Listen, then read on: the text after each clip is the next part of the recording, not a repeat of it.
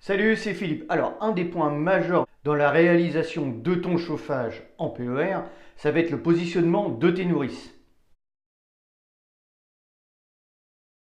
Alors, bien entendu, suivant le nombre de radiateurs que tu vas avoir à raccorder, ta nourrice sera plus ou moins grande. Donc, il va falloir quand même un minimum de place pour pouvoir positionner tes deux nourrices. Donc, idéalement, c'est de les placer dans un placard, dans une chambre ou dans un bureau. Ensuite, si tu n'as pas de placard, si tu n'as pas de place, tu peux les placer sous un meuble vaste, par exemple, dans ta salle de bain, ou sous ton meuble évier, dans ta cuisine.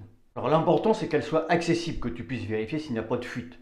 Ensuite, que tu puisses y accéder pour pouvoir éventuellement réparer, s'il y a besoin de réparer, ou tout simplement peut-être rajouter un radiateur dessus, c'est-à-dire rechanger tes nourrices pour remettre un radiateur, par exemple sur une extension, ou tout simplement resserrer un écrou.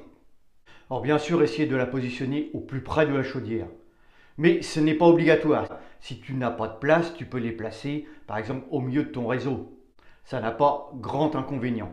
Alors au niveau raccordement, tu vas avoir l'allée de la chaudière qui va être raccordée directement sur la nourrice allée et tu vas avoir ta nourrice retour qui va être raccordée sur le retour de ta chaudière. Donc là, ça va être une prise directe entre ta chaudière et tes nourrices. Ensuite, si tu as une maison à étage, le mieux c'est d'avoir une nourrice aller-retour au rez-de-chaussée et une nourrice aller-retour au premier étage. Du coup, tu auras deux circuits, deux allées et deux retours qui partiront de ta chaudière sur les nourrices. Alors bien sûr, sur le premier étage, ça sera exactement le même principe. Alimentation, nourrice et raccordement de tes radiateurs sur les nourrices. Donc ces nourrices chauffage peuvent être mises aussi dans une gaine technique. Donc par contre avec une trappe que tu peux ouvrir pour visiter l'intérieur de ta gaine. Mais ça se fait aussi. Donc on utilise beaucoup les nourrices sur des réseaux encastrés, mais tu peux aussi mettre des nourrices sur un réseau apparent. C'est-à-dire si tu fais ta distribution en apparent tout en rectum, il n'y a pas de souci. Tu peux mettre aussi tes deux nourrices comme si c'était une distribution encastrée.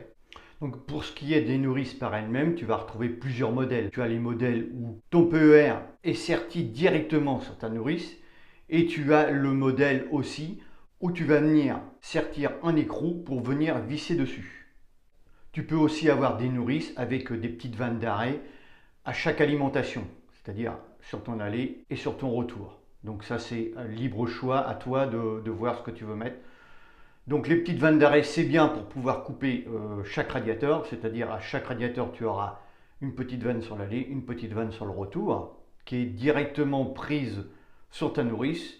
Donc le jour que tu veux décrocher ton radiateur, tu fermes la petite vanne d'aller, la petite vanne retour, et ça permet d'isoler complètement ton radiateur. Bon voilà pour ce qui est du positionnement de tes nourrices. Écoute, si cette vidéo t'a plu, tant mieux. Like-la, partage-la. Si tu arrives sur ma chaîne, écoute, abonne-toi, tu as le petit logo qui est juste là. Et puis moi, je te retrouve sur une prochaine. Je te dis ciao, ciao, à plus tard. Salut, porte-toi bien.